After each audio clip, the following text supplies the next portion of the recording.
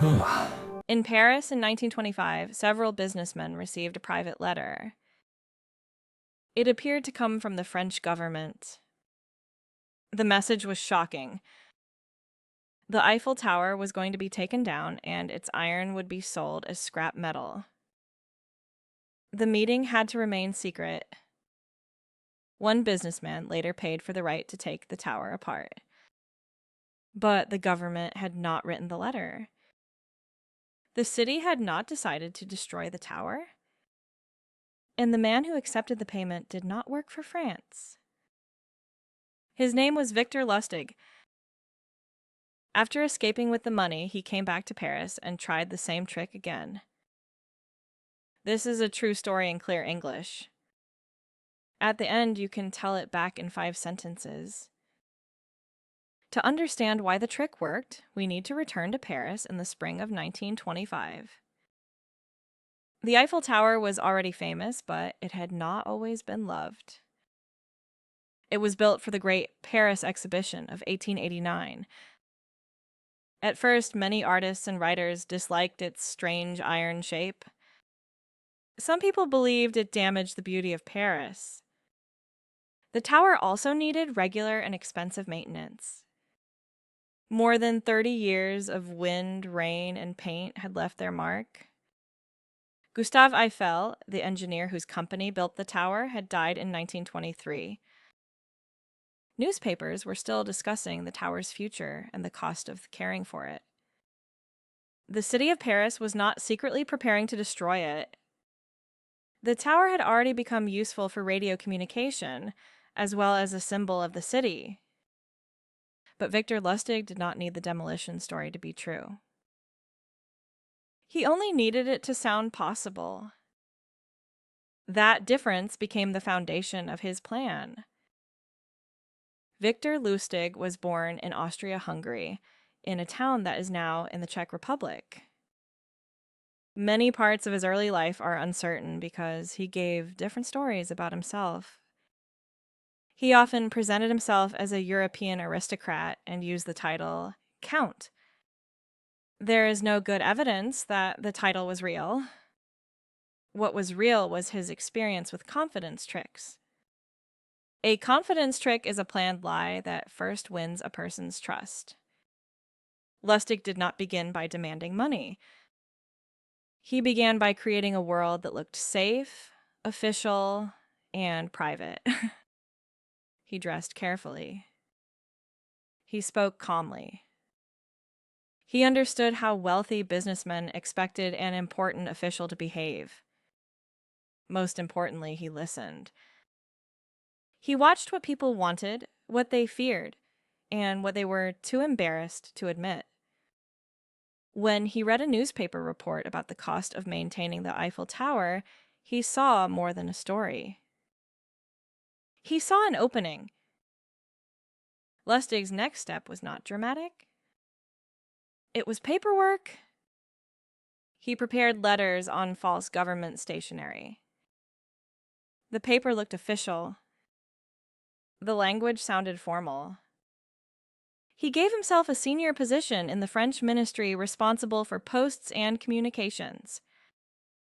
Then he researched important businesses in the Paris scrap metal industry. Scrap metal dealers buy old iron and steel. They take large structures apart and sell or reuse the material.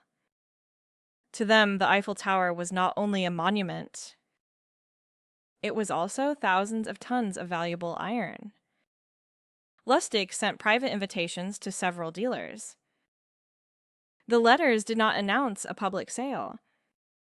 They invited the men to a confidential meeting at the Hotel de Crillon, one of the most elegant hotels in Paris. That location mattered. A cheap office might have created doubt. A luxury hotel near the center of French power made the meeting feel important. Lustig also gave the dealers a reason for the secrecy. He explained that the public would be angry if it learned that the Eiffel Tower might disappear. The government, he said, wanted to find a buyer before making the decision public. Secrecy usually makes a business offer look suspicious. In this case, Lustig made secrecy look like proof. At the hotel, Lustig presented the false plan with calm authority. We do not know his exact words, and accounts differ on some details of the meeting. But the central message is well supported. The government had supposedly decided that the tower was too expensive to maintain. The structure would be taken down. The right to collect and sell more than 7,000 tons of iron would go to one buyer. The decision was urgent and confidential. Lustig did not ask the men to believe only a letter. According to detailed accounts of the story, he arranged a drive through Paris and showed them the tower. A limousine, a luxury hotel, official-looking documents, and the real Eiffel Tower all became parts of the same false world. Of course, anyone in Paris could look at the tower. That was the clever part. The largest object in the story was completely real. Only the sale was false. During the meetings, Lustig studied the dealers. He needed someone with enough money to act quickly, but also someone who wanted the opportunity badly enough to accept the secrecy. He focused on a businessman named André Poisson. Poisson asked questions. Something about the situation did not feel completely right. Lustig now faced the most dangerous moment in the trick. Too much pressure could make Poisson leave. Too little pressure could give him time to contact the real government. So Lustig changed the meaning of Poisson's doubt. Lustig suggested that an ordinary government salary was not enough for a man handling such a valuable decision. The message was clear without being stated directly. If Poisson wanted to win the contract, the false official expected a private payment as well. In other words, Lustig asked for a bribe.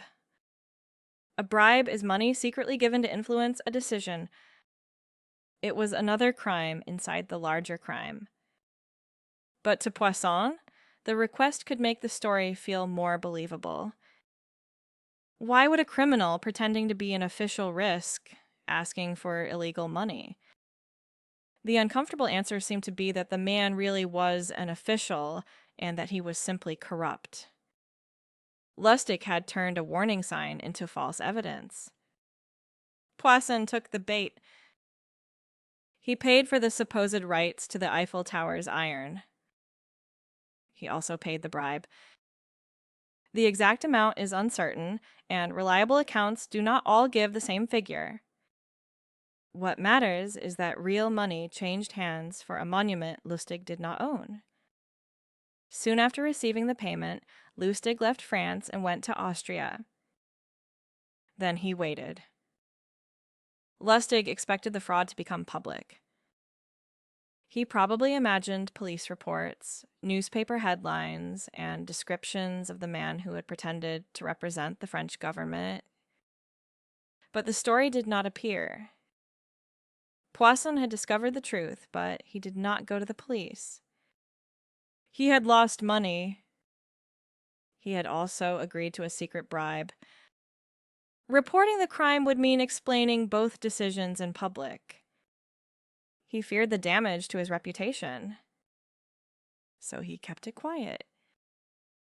For Poisson, silence may have felt like protection. For Lustig, it created another opportunity. No police report meant no public warning. No public warning meant that the same lie might work again. Lustig had not only escaped, he had gotten away with it. About a month later, Lustig returned to Paris. Think about that decision. He had already completed an almost impossible fraud. He had left the country safely. Most people would never return to the scene. Lustig prepared another version of the same secret sale. But the second attempt did not end like the first. A new target was less cooperative, and Lustig became concerned that the police had been contacted. He left France again and returned to the United States. This point matters because the story is often called the man who sold the Eiffel Tower twice.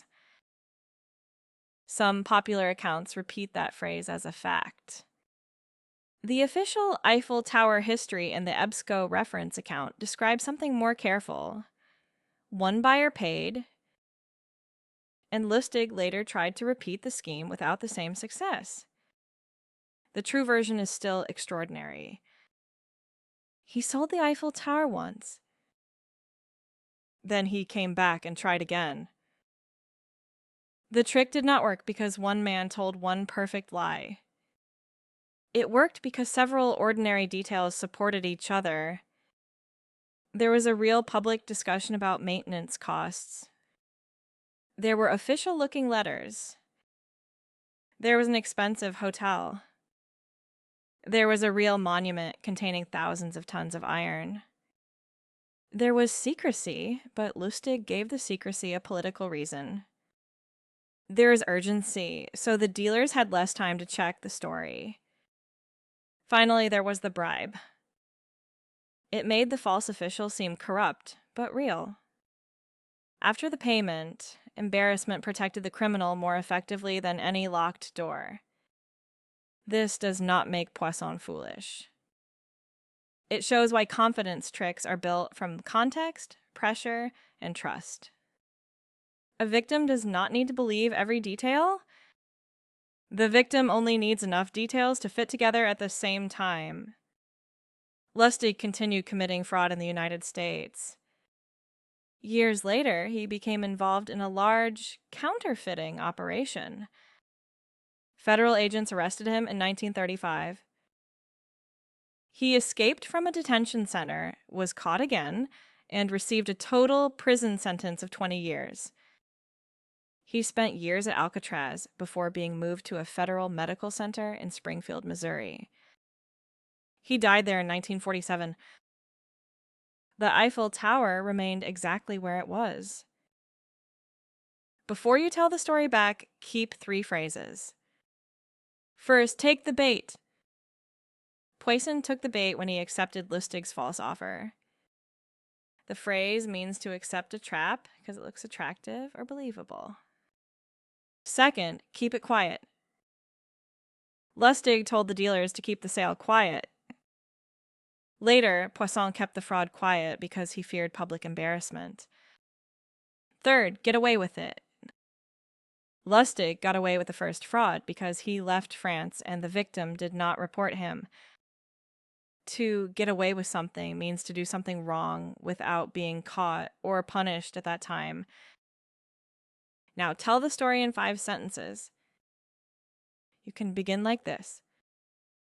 In 1925, Victor Lustig read that the Eiffel Tower was expensive to maintain. Lustig pretended to be a French government official. He convinced André Poisson that the tower was secretly for sale as scrap metal. Poisson paid, but he kept the crime quiet because he felt embarrassed.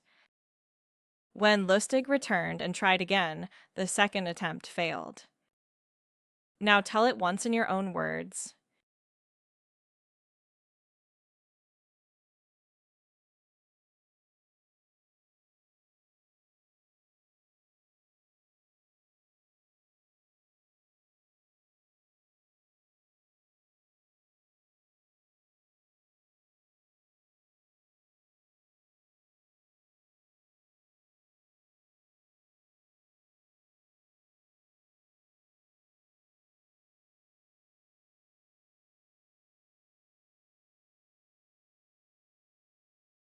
Which part made the lie most believable? The official letters, the luxury hotel, the secrecy, or the bribe?